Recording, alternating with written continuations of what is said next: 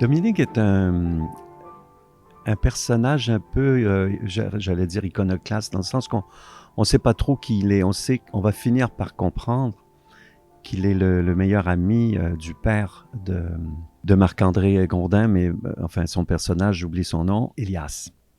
Donc on va finir par comprendre que Dominique est le meilleur ami du père d'Elias.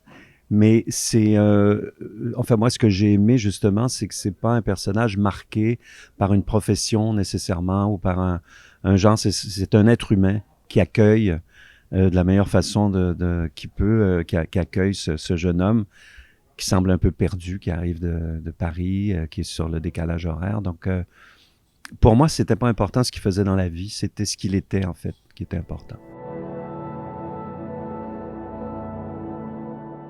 En fait, la préparation était de faire confiance beaucoup à Xavier parce que tout est dans le texte, tout est dans son scénario. Ce qui exprime l'attachement au père, c'est que mon personnage doive se battre avec, enfin se battre, doivent se discuter avec le fils pour lui expliquer que son père était quelqu'un de bien et qu'il devrait fortement se réconcilier avec lui. En fait, dans sa tête, pour son bien-être, même si son père est mort, de lui rendre hommage et puis de faire des funérailles à la hauteur du personnage qu'il était. Et donc, c'est ce qui, moi, me permet de jouer cette partition de type qui est vraiment dans une relation d'une grande amitié pour qui le père a été très important dans sa vie, en fait. Pour moi, chaque scénario, chaque histoire, chaque pièce de théâtre ou film, on recommence à zéro parce que oui, on a de l'expérience, mais on recommence à zéro parce que c'est un nouveau projet.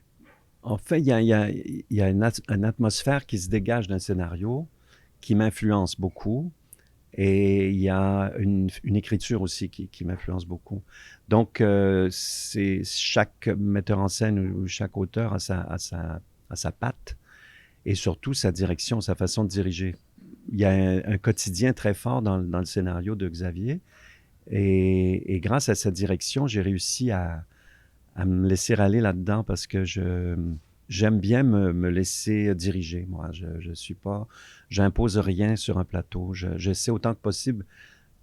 Enfin, si j'impose quelque chose, c'est en accord avec le metteur en scène. Donc, j'aime bien me laisser guider et, euh, et aller vers où ce metteur en scène veut aller, en fait. Lui a été très présent, il sait exactement ce qu'il veut, tout en se laissant surprendre aussi par une façon de jouer aussi, parce qu'il y a eu un moment qui était très écrit et on a fait complètement autre chose finalement. Parce que c'était plus naturel. Ça risquait d'être fabriqué. Ça risquait d'être, de ma part, ça risquait d'être fabriqué un petit peu. Et j'ai senti que le côté bon enfant a pris le dessus très vite sur le personnage.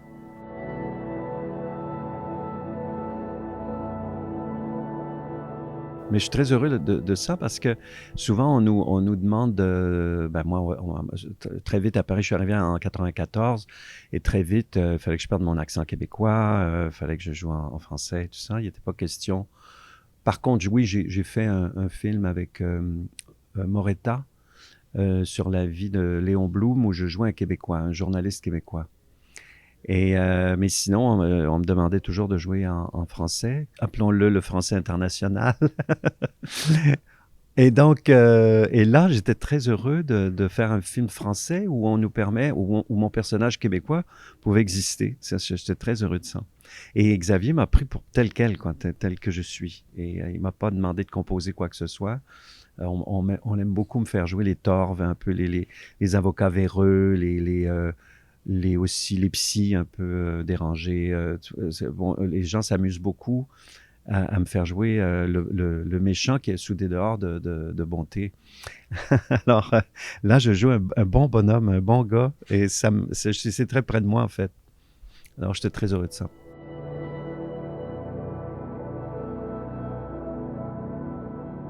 Qu'est-ce qui m'a pris? Non, mais qu'est-ce qui vous a pris? Ben écoutez, je travaillais beaucoup, moi. Comme un jeune acteur, je suis sorti de l'école de théâtre à 21 ans et j'ai tout de suite travaillé. Et puis arrivé à l'âge d'autour de de 35-36 ans, j'avais l'impression d'avoir fait le tour un peu de ce qu'on peut faire ici, sans être prétentieux. J'avais touché un peu à tout. Et puisque j'étais devenu une espèce de nom, on voulait que j'anime des talk shows, puis ou des quiz, tu vois, c'est ici, c'est ça. On est connu, donc faut que, bon. Et moi, je détestais, j'avais pas envie de faire ça. C'était beaucoup d'argent. J'avais pas envie de faire ça. J'ai dit, tiens, je vais me faire une sabbatique. Je venais de jouer Scapin dans Les Fourberies de Molière, et puis j'avais fait aussi La légende de Jimmy de Luc Plamondon et Michel Berger, qui était dirigé par Jérôme Savary.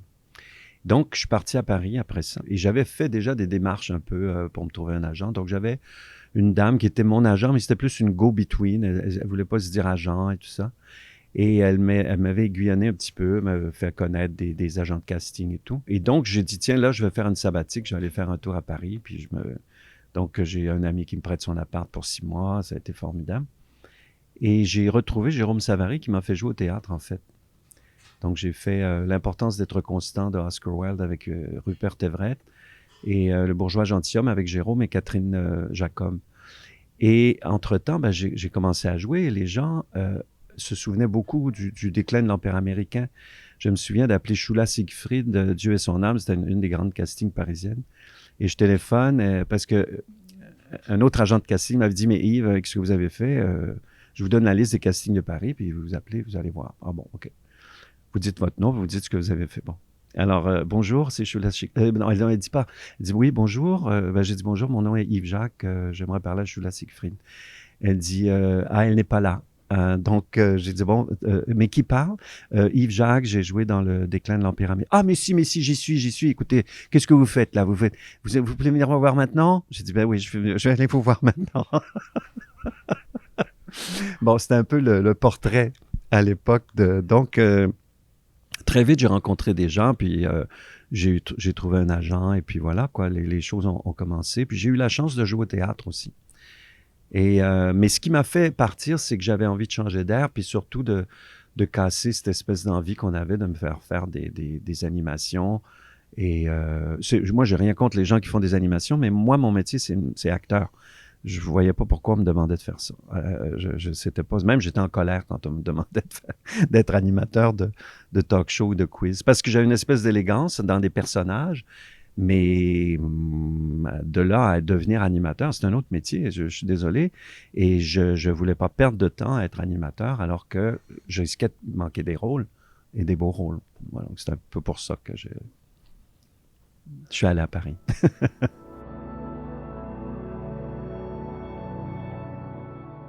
Ben Claude m'a vu sur scène dans l'importance d'être constant d'Oscar Wilde et je me souviens, c'est curieux parce que je peux pas me souvenir du soir où il est venu, mais connaissant maintenant son rire, je me souviens de l'entendre rire quand j'étais sur scène et que je jouais ce rôle.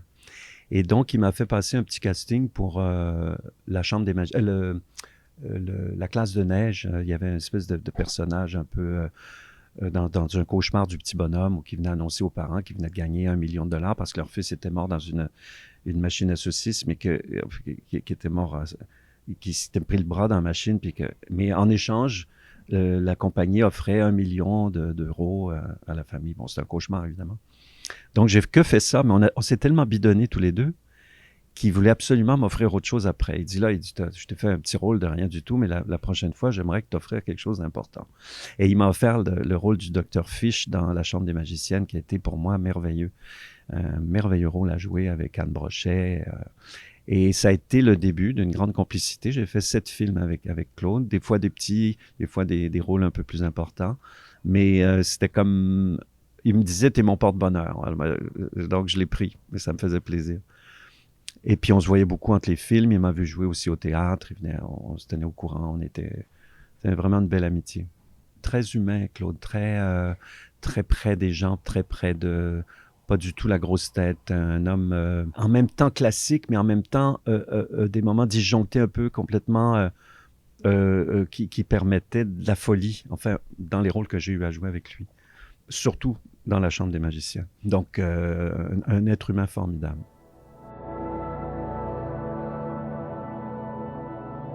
Je pense que tout petit, j'avais envie de ça. Tout petit, j'avais envie de... Enfin, j'imitais mes oncles, mes tantes. déjà très jeune, et les gens me demandaient alors imite. Donc en imitant, je racontais un peu quelque chose. Donc je pense que j'y ai pris goût. Et puis très vite, on m'a fait jouer au théâtre quand j'étais tout petit, au collège et tout. Donc, et mon grand-père, en fait, avait fait de l'opérette et du théâtre amateur aussi. Euh, donc, je pense que c'était aussi dans la famille. En fait, du côté de ma mère, c'était très fort. Et j'ai peut-être fait le métier que ma mère aurait aimé faire, en fait. Pour revenir à Claude Miller, il y a une très belle biographie d'Olivier Curchod qui vient de sortir, une brique à peu près ça d'épaisse que je suis en train de lire. Je vous la conseille fortement.